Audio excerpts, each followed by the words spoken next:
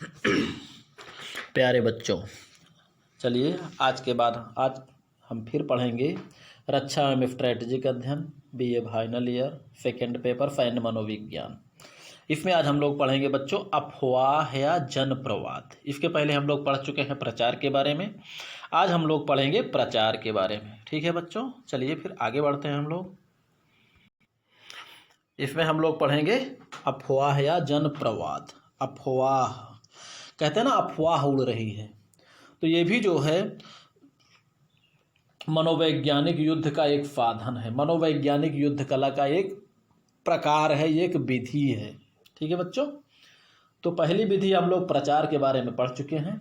आज हम लोग दूसरी विधि पढ़ेंगे अफवाह एवं या जनप्रवाद।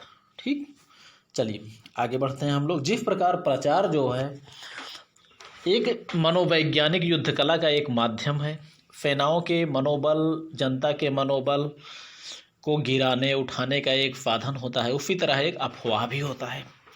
ठीक है बच्चों, जैसे अफवाह किसी चीज़ की अफवाह उड़ती है तो जनता आतंकित हो जाती है, जनता में डर समा जाता है कि ऐसी अफवाह हो रही है। जैसे खास करके समाज में बहुत सारी अफवाहें उड़ती हैं। जैसे अभी तक होता था कि अमेठी क्षेत्र में लड़कियों की चोटी काटी जा रही है, उसके पहले मुँह नोचवा का अफवाह उड़ा था। तो जो लोग जो है इससे लड़कियों में, महिलाओं में आतंक टाइप का छा जाता है ना कि हमारी चोटी न कट जाए।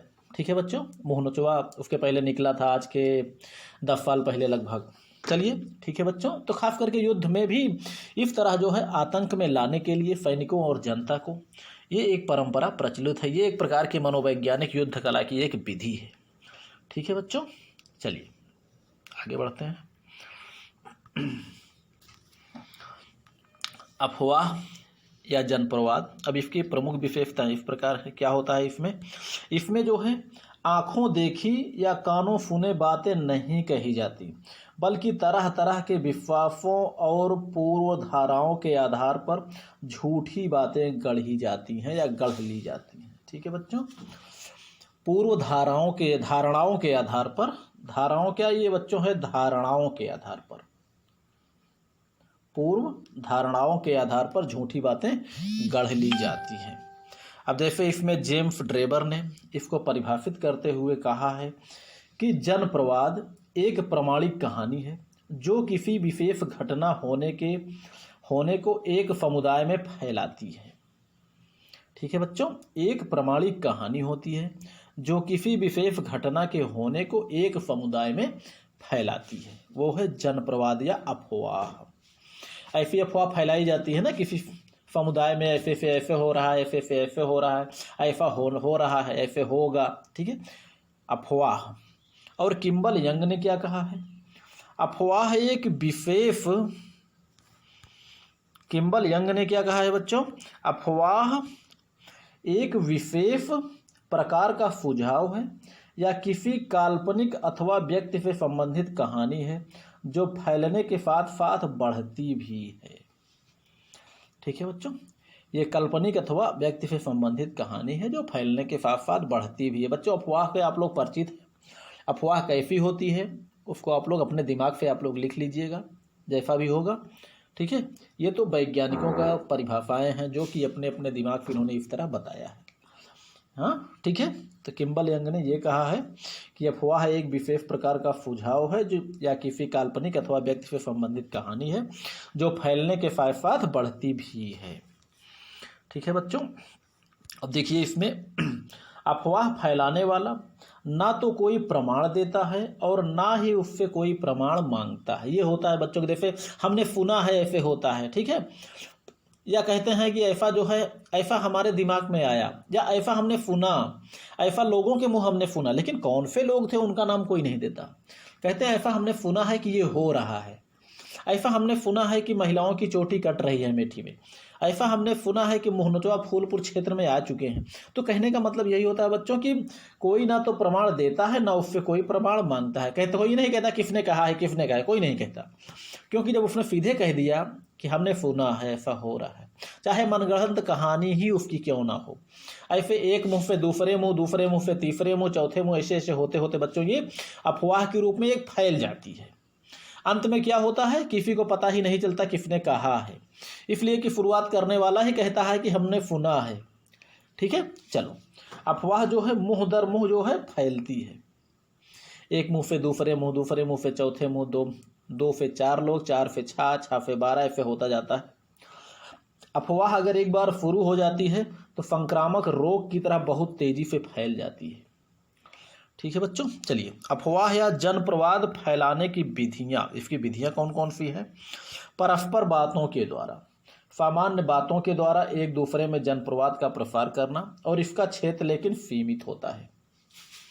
परस्पर बातों के द्वारा हम बता दिए दूसरे से, दूसरा तीसरे से, काम खत्म हो गया।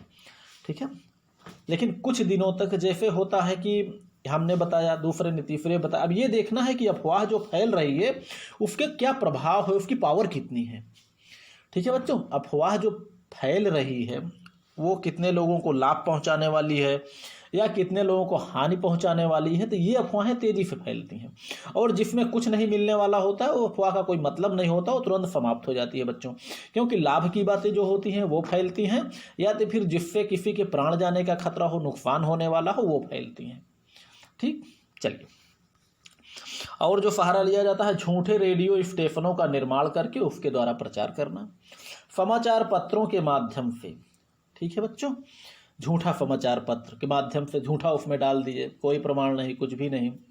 ठीक है, रेडियो पर झूठे समाचार, वही चीज़ है बच्चों, झूठे रेडियो स्टेशन द्वारा और रेडियो पर झूठे समाचार पत्रों के माध्यम से झूठे समाचार फैलाना।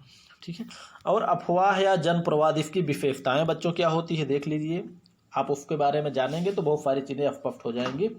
पहला नंबर, उत्पत्ति का स्थान ज्ञात नहीं होता। कहाँ से अफवाह उठी है, कहाँ पैदा हुई है, किसने कहा है, कोई निश्चित स्थान नहीं।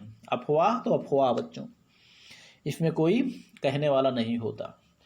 इसमें बातें सर्वथा निराधार और असत्य होती हैं। सारी बातें एकदम तो कि इसका आधार होता है, ना कोई प्रमाण होता है, ना सत्य होती है, एकदम निहायत झूठ बच्चों, एकदम झूठ बातें होती हैं इसमें। और इसका प्रसार जो है तीव्र गति से होता है, बहुत तेजी के साथ फैलता है, और ये फैलने के साथ साथ और भी अनेक रंगों में रंग जाता है। क्या अफवाह? अनेक रंगों में रंगने का मतलब, एक ने थोड़ा सा बताया, दूसरे ने थोड़ा सा उसमें और मरहम नमक मिर्चा लगा दिया, तीसरे ने और लगा दिया। अब ये देखना है कि इसका प्रयोग कौन कर रहे हैं बच्चों, किसको करना है। ठीक है, अनेक रूपों में ये रंग जाती है। एक ने थोड़ा सा बताया, दूसरा या तो थोड़ा सा भूल गया या तो कुछ अपने से जोड़ दिया, तीसरे ने अक्षरफा बता दिया, चौथे अगर आधा भूल गया तो आधा अपने से जोड़ दिया। कहने का मतलब, अफवाह में वही सारी चीज़ें जोड़ दी जाती हैं जो उसको रुचिकर बनाती हैं, इंटरेस्टिंग जिसको हम लोग बोलते हैं, जो कि सुनने में अच्छा लगे। अर्थात ये फैलने के साथ साथ और भी अनेक रंगों में रंग जाती हैं बच्चों। ये देखना है कि अफवाह फैलाने वाला कौन है। फैलाने वाला का लाभ है तो उसको विभिन्न रूप दे देता है, हानि है तो कम कर देता है, नहीं दबा देता है। ठीक है बच्चों, चलिए, तो आज के लिए बस इतना ही। अगले भाग में हम लोग पढ़ेंगे बुद्धि परिवर्तन या विचारारोपण। ठीक है बच्चों, चलिए तब तक आप लोग पढ़िए लिखिए और मस्त रहिए।